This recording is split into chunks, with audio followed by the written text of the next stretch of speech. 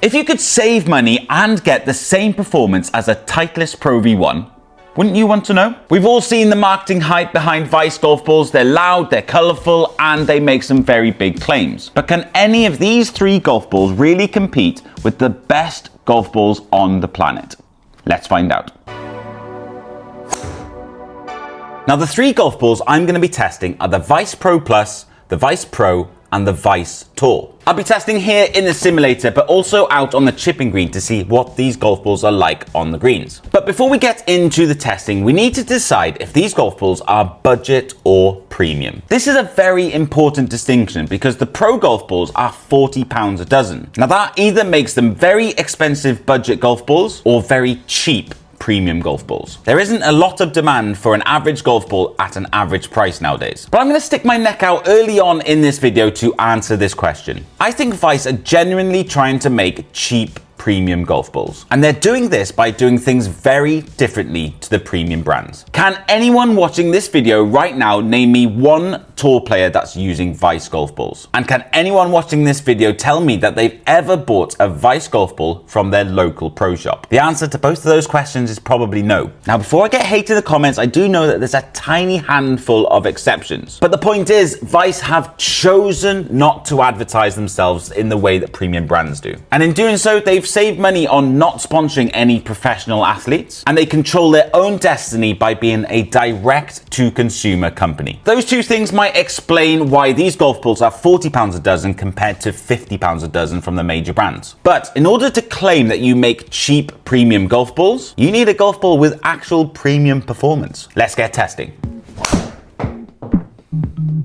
My testing process is always the same on this channel. I hit 20 shots per golf ball with 4 different clubs.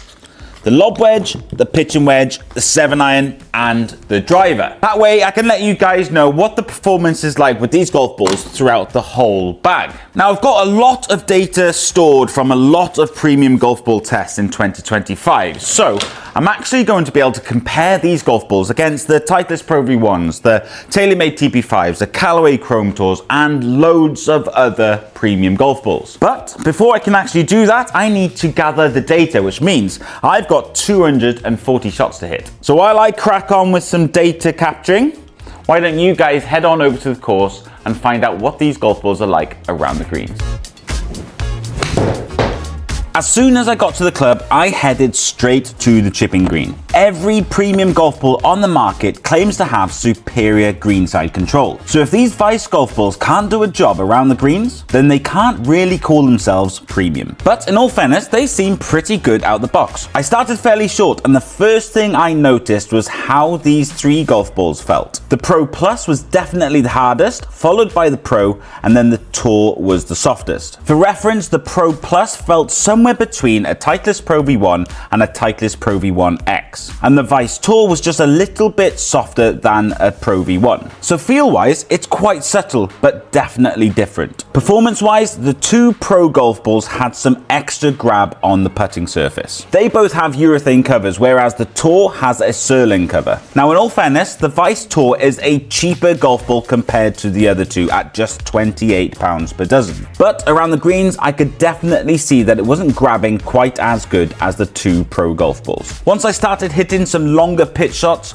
all of my initial thoughts were confirmed. These golf balls are good around the greens. The two Pro golf balls are definitely better, and you have 3 different feel options to choose from, and none of them are too extreme. Not too hard and not too soft. So that's how these golf balls performed around the greens, but what kind of numbers are they producing with fuller shots? And how do these numbers compare to other premium brands? This is where we really find out if Vice are making premium performance golf balls or not. It's time to dive into some data.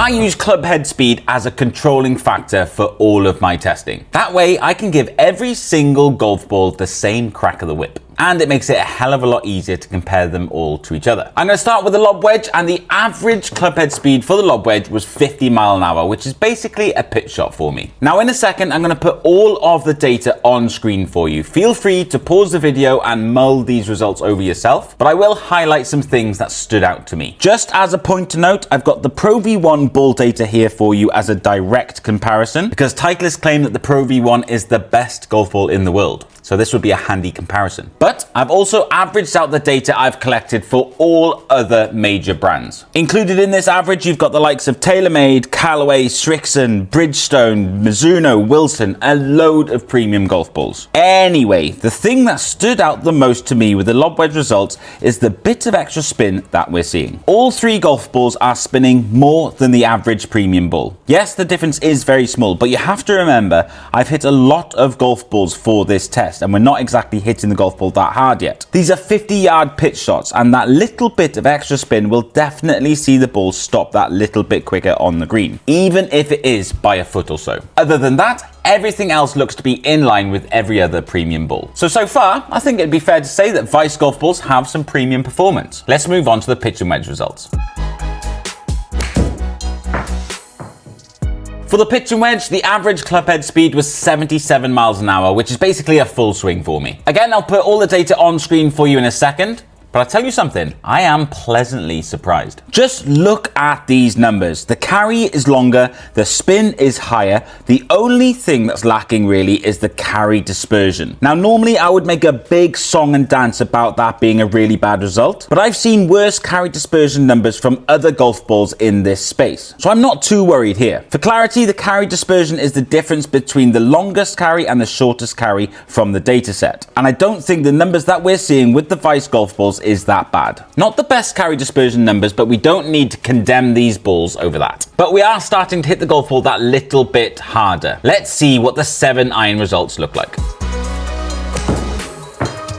For the 7-iron, the average club head speed was 87 miles an hour, which again is basically a full swing for me. And again, on screen now is all of the data. These numbers aren't as impressive as the pitch and wedge results when you compare them to the premium ball averages, but compared to the Pro V1, these numbers are great. All three balls carry further. All three balls have a better carry dispersion. All three balls fly faster, and all three balls are barely distinguishable with their spin numbers and ball flights compared to the Pro V1. I mean, if those numbers aren't premium, I don't know what is. The only annoying thing for me is not seeing the spin number start with a 6, especially with the Vice Pro Plus. That ball is supposed to be the spinny option, the Titleist Pro V1 X equivalent basically, and I'm not seeing a huge jump in the spin for that golf ball. It definitely does spin more than the other Vice golf balls, but I want to see more spin from it to really differentiate itself from the other two. Anyway, that's just my opinion, but the final set of results, these are the ones you've all been waiting for. Let's see how these golf balls perform with a driver.